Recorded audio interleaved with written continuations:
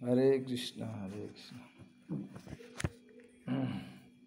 भगवान का सगुण स्वरूप भक्ति का थोड़े संदर्भ में बोलेंगे। तपस्वी अधिको योगी ज्ञान वो अभिमतो अधिका कर्मभ्याश्रित को योगी तस्मा योगी भवार्जुना। तपस्वियों में योगी श्रेष्ठ है, ज्ञानियों से भी योगी श्रेष्ठ है, कर्मियों से भी योगी श्रेष्ठ है। भगवान कृष्ण कहते ऐसा मेरा मत है, अतः हे अर्जुन तू योगी हो जा। इस प्रकार योग की महिमा बताकर भगवान कृष्ण क्या कहते हैं, योगिनामपि सर्वेषां मत्तेनान्तरात्मना। अर्थात संपूर्ण योगियों में जो भगवान भक्तवान श्रद्धावान भक्त मुझ में तल्लीन हुए मन से प्रेम पूर्वक मेरा भजन करता है, वह मेरे मत में सर्वश्रेष्ठ योगी होता है। भगवान कृष्ण ने सर्वश्रेष्ठ योगी की परिभाषा बताई है। योगी का अर्थ क्या होता है? प्रायः लोग योग करते हैं, रामदेव बाबा, फलाने बाबा, ये वो दुनिया भर में योग, लेकिन जिस योग की भगवान बात कर रहे हैं ये कौन सा योग है, ये हमको समझना होगा। वो योग तो भौतिक इंद्रियों को बलिष्ठ करने के लिए, भौतिक संसार भोगने के लिए, स्वस्थ निरोग शरीर रहने के लिए है। ठीक है, मानते हैं निरोग शरीर, लेकिन जिस योग की भगवान श्री कृष्ण बात करते हैं वो योग कौन सा है? श्रद्धावान योग नाम अपि सर्वेषां श्रद्धावान भजते यो माम योग मतो मतः। अर्थात भगवान श्री कृष्ण कहते हैं मेरा एक ही मत है कि सर्वश्रेष्ठ योगी कौन है? जो मेरा भजन करता है प्रेम पूर्वक, तल्लीन होके, श्रद्धा से, और क्या कहते हैं, संसार से मन ना लगा के केवल मेरे में मन मना भव मद भक्तो मद्धाजी माम नमस्कुरु। भगवान कह रहे मेरे में मन लगाओ, मेरा भजन करो, मेरा पूजन करो। तो भगवान श्री कृष्ण कहते हैं उससे बड़ा योगी संसार में कोई नहीं है। ये है योग। हम लोग गणित का कोई हिसाब लगाते हैं या कोई हिसाब लगाते हैं तो नीचे क्या लिख देते हैं? योग। योग का मतलब क्या होता है? टोटल जो उसका योग आया, ये कितना हो गया, फलाना 100 प्लस इतना, 200 प्लस इतना, 500 प्लस इतना, 600 प्लस इतना, फिर नीचे टोटल में क्या लिख देते? योग, कुल योग। योग का मतलब होता है पूरा जोड़ना। तो हमें किससे जोड़ना?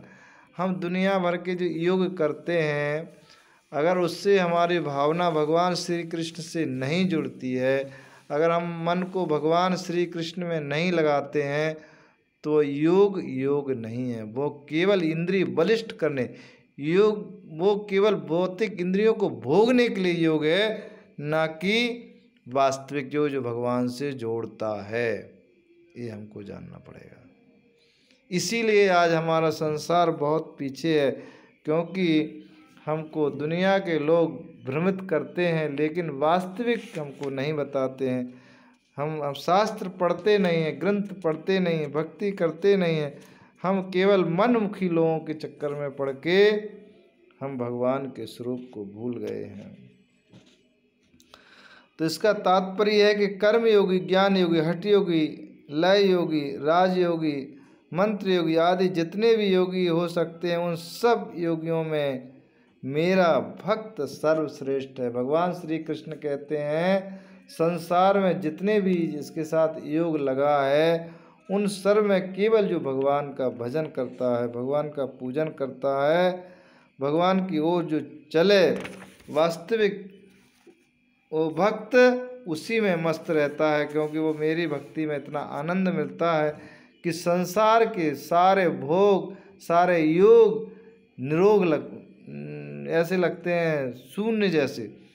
उसको दूसरी बात सुहाती ही नहीं है। जो भगवान कृष्ण का वास्तविक भक्त होता है उसको संसार की कोई चीज़ सुहा नहीं सकती, कोई चीज़ अच्छी नहीं लग सकती है। अगर किसी को स्वाद आता है तो वो भगवान कृष्ण का भक्त नहीं हो सकता। ऐसे ही यहाँ भक्त की बात चली तो भगवान भी मस्त हो गए हैं। भगवान भी, जब भगवान का भक्त भगवान में मस्त होता है, उसी तरह भगवान भी भक्त में मस्त होते हैं। दूसरी बातें भूल जाते हैं, उसके भीतर भक्ति की बात ही कहने का प्रभाव उमड़ पड़ता। अतः अर्जुन द्वारा प्रश्न किए बिना ही भगवान ने अपने तरफ से 7वां अध्याय शुरू कर दिया। 7वां अध्याय क्या शुरू कर दिया? जरा मरण मोक्षाय माम श्रुतविन्ते ते ब्रह्म तद्वृत्ति कृत्रस्नाध्यात्म कर्म चाखिलम। भगवान श्री कृष्ण क्या कहते हैं? जरा और मरण से मोक्ष पाने के लिए जो मेरा आश्रय लेकर यत्न करते हैं।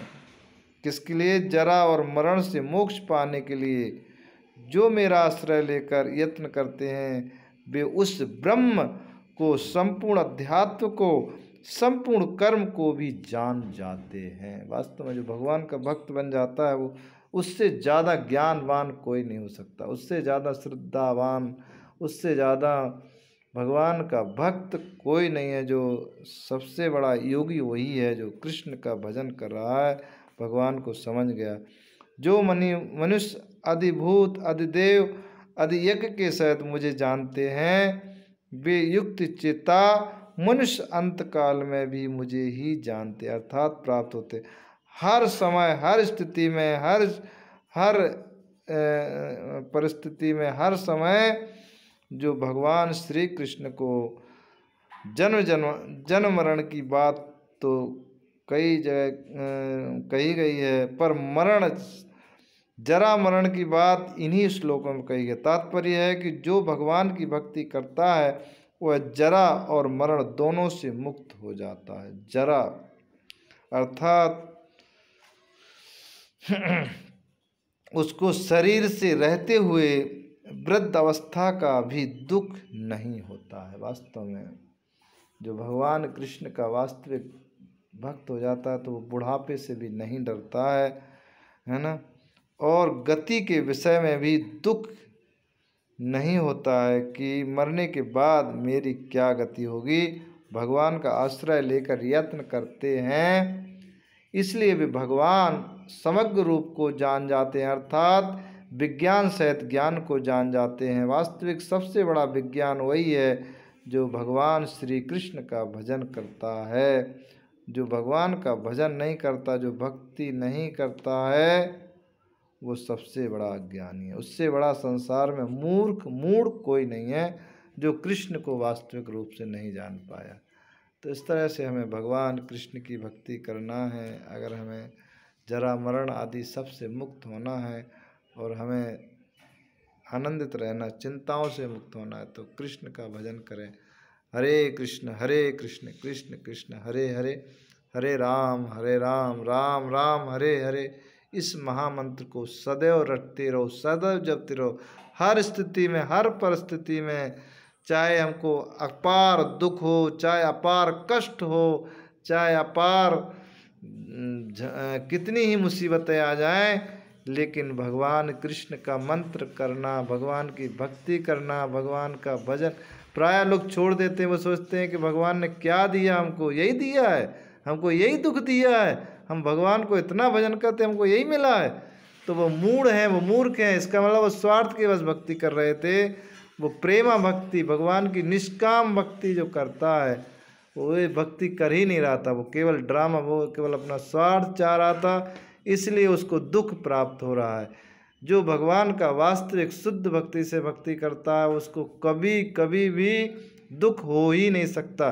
स्वप्न में भी उसको कभी दुख नहीं हो सकता है। अगर दुख हो रहा है तो भक्ति नहीं कर रहा है, भजन नहीं कर रहा है, और भगवान में आनंद नहीं लेगा, उसको रस ही नहीं आया भगवान में।